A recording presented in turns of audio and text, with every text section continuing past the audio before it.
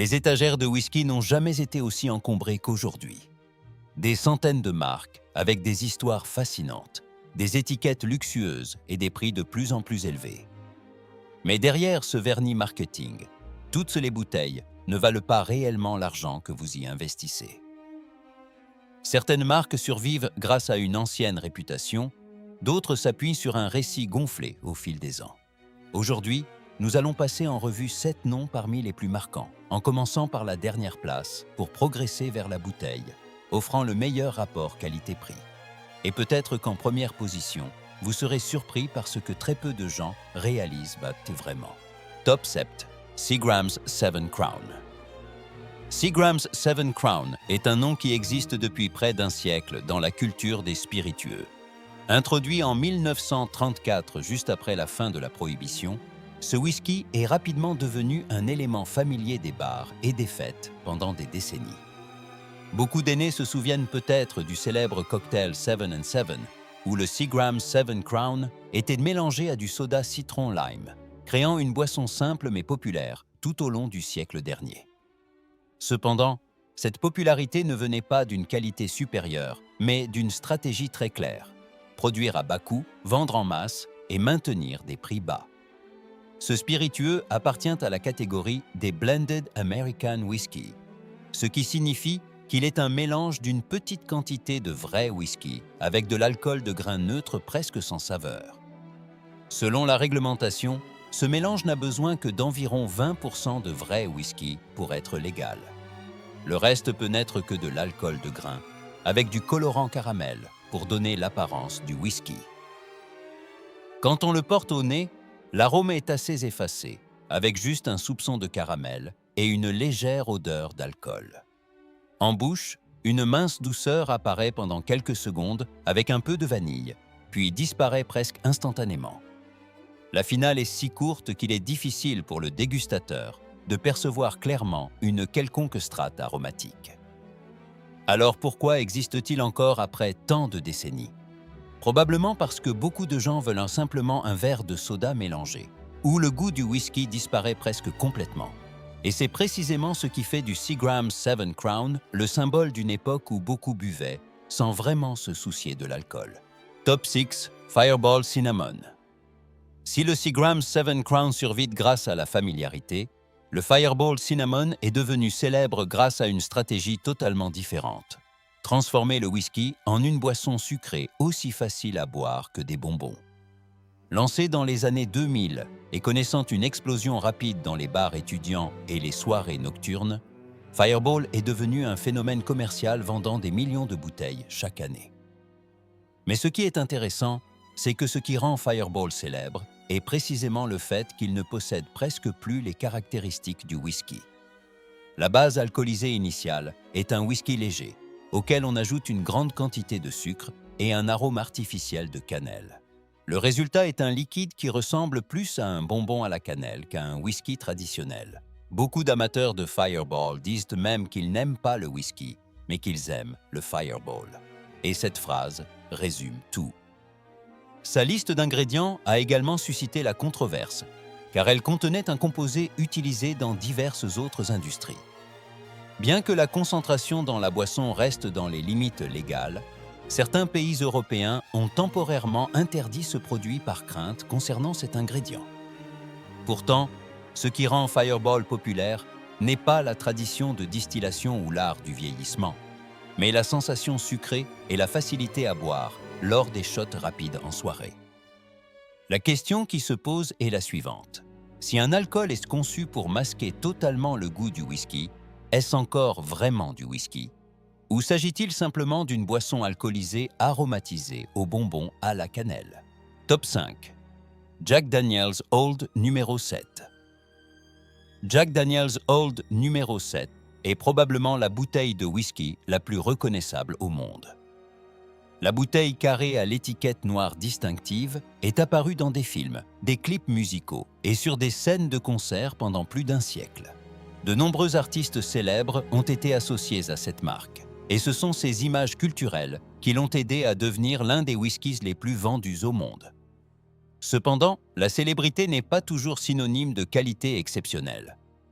Le Jack Daniel's appartient au groupe des Tennessee Whiskies et subit une étape de filtration spéciale appelée le Lincoln County Process. Au cours de ce processus, l'alcool passe à travers une épaisse couche de charbon de bois d'érable avant d'être mis en fût de bois pour le vieillissement. Cette étape de filtration aide à adoucir l'alcool et à éliminer certains composés puissants. Mais le plus curieux est que ce processus même peut faire disparaître de nombreuses strates de saveurs complexes que d'autres bourbons conservent. Au nez, le Jack Daniel's apporte des notes de banane mûre, de vanille et de caramel assez agréables. En bouche, l'alcool est assez souple et légèrement sucré, mais la profondeur des saveurs n'est pas particulièrement marquante. La finale se termine rapidement sans laisser beaucoup de traces. Pendant ce temps, de nombreux autres distillateurs produisent des bourbons avec des structures aromatiques plus complexes à des prix équivalents, voire inférieurs. Alors qu'est-ce qui permet à Jack Daniel's de maintenir sa position de leader depuis tant d'années? C'est sans doute la force de la marque. Et parfois, un nom familier peut nous faire croire que nous buvons quelque chose de plus spécial que la réalité. Top 4, Templeton Rye. Templeton Rye a été promu avec une histoire pleine de romantisme. La marque affirmait que sa recette de whisky remontait à l'époque de la Prohibition, conservée secrètement par des fermiers du Midwest à travers les générations. Certains documents marketing mentionnaient même que le chef criminel Al Capone appréciait cet alcool. Ces histoires ont laissé croire aux consommateurs qu'ils achetaient une bouteille de whisky chargée d'une longue histoire et d'une tradition artisanale. Mais en 2015, un recours collectif a forcé l'entreprise à admettre une autre réalité. La majeure partie du whisky de Templeton était en fait achetée auprès d'une grande distillerie industrielle spécialisée dans la fourniture d'alcool pour de nombreuses autres marques. En d'autres termes, l'histoire de la recette ancestrale et de l'origine secrète n'était pas tout à fait exacte, contrairement à ce que décrivait le marketing. L'entreprise a finalement dû verser des millions de dollars de compensation aux consommateurs en raison d'informations promotionnelles trompeuses. Il est à noter que l'alcool en lui-même n'est pas mauvais. Son goût est assez agréable avec du caramel, de la vanille et cette touche épicée caractéristique du rye whisky. Mais le problème réside dans le prix et l'histoire construite autour du produit. Lorsqu'une bouteille est vendue à un prix élevé sur la base d'un récit inexact, le consommateur commence à se demander s'il paie pour la qualité ou pour une histoire marketing. Top 3. Whistle Pig Dix Year. Whistle Pig Dix Year est souvent classé dans le groupe des rye whisky haut de gamme, avec un prix assez élevé par rapport à de nombreux concurrents sur le marché. La marque a construit une image autour d'une vaste ferme, de champs d'orge et d'un processus de production artisanale imprégné d'un esprit fermier. À ses débuts, beaucoup de gens croyaient qu'il s'agissait d'un rye whisky entièrement produit dans la ferme du Vermont. Cependant, on a découvert plus tard que pendant les premières années, la majeure partie du whisky de Whistle Pig provenait en réalité du Canada avant d'être affiné et mis en bouteille aux États-Unis. Cela ne signifie pas que le whisky est de mauvaise qualité. En fait, le Whistle Pig Dix Year offre des saveurs assez agréables de caramel, de beurre, de chêne et d'épices de seigle caractéristiques.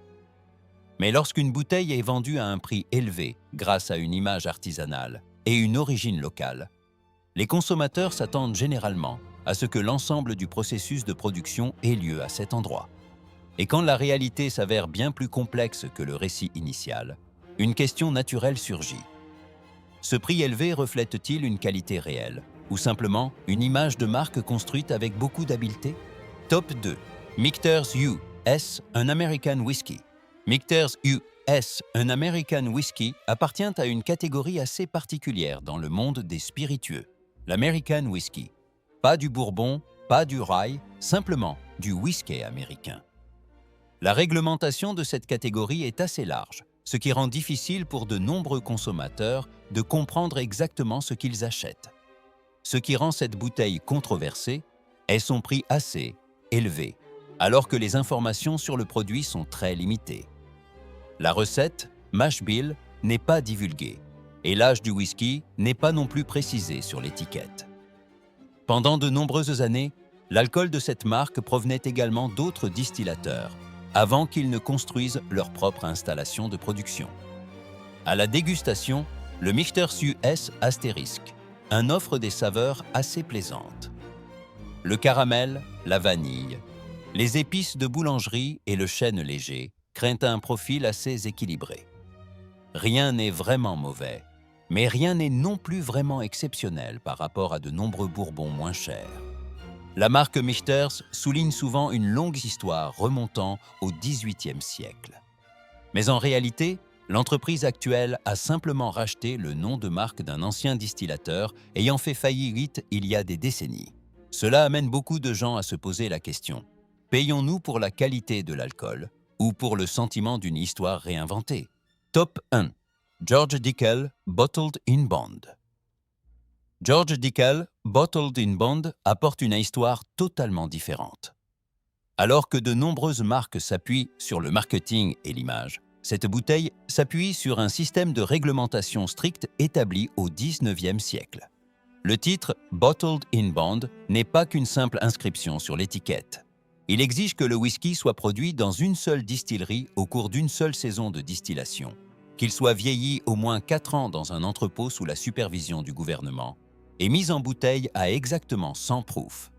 Ces règles ont été créées autrefois pour protéger les consommateurs contre les alcools frelatés et les fraudes.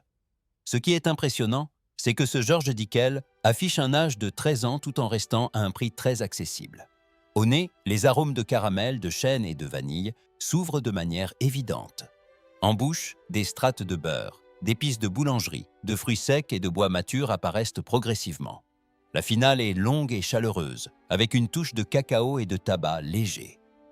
C'est le type de whisky qui en surprend plus d'un lorsqu'on le compare à des bouteilles bien plus chères en rayon. Et parfois, cela amène à se demander une chose très simple. Si une bouteille est produite avec transparence, vieillit longuement et possède des saveurs aussi complexes, pourquoi n'est-elle pas aussi célèbre que des marques disposant d'un marketing plus puissant?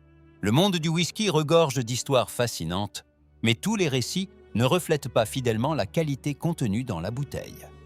Parfois, les meilleures bouteilles se trouvent sur les étagères du bas, moins en vue. Si vous avez trouvé cette vidéo utile, n'hésitez pas à cliquer sur « J'aime » et à vous abonner à la chaîne pour découvrir encore plus d'histoires passionnantes sur le monde des spiritueux dans les prochaines vidéos.